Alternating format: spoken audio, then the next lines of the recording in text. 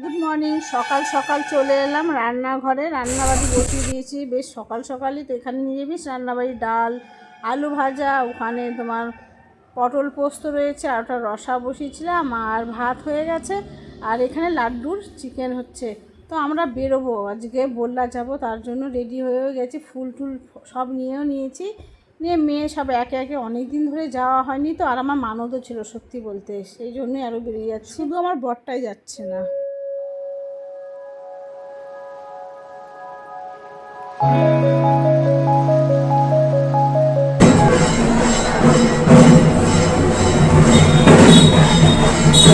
Line দেখে তো অবাক হয়ে গেলাম, মনে হচ্ছে তারাপীঠ এসেছি না বললা এসেছি বুঝতে পারছি না। এরা সবাই লাইনে কিন্তু দাঁড়িয়ে রয়েছে, তো লাইনে ঠেলে ঠেলে তো আমিও তো বেশ ভেতরে ঢুকলাম।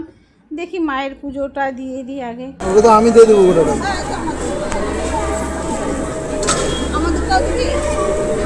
ফুল নিবি নাকি?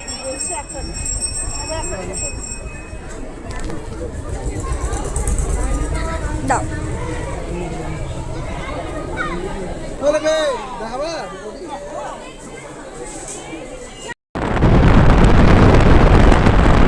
পুজো তো দিলাম, সত্যি বলতে মনটা ভরেনি, কারণ অঞ্জলি তো দিতে পারলাম না, একটু গোত্র শুনছে আর কি যে বলে যাচ্ছে, ব্যাস বলে পুজো কমপ্লিট হয়ে গেছে। আর এইদিকে এসে আমার ভাই বউরা রেডি হয়ে গেছে সব যাওয়ার জন্য। চলো এই ভিডিওটি এই পর্যন্ত, আবার নতুন ব্লগ নিয়ে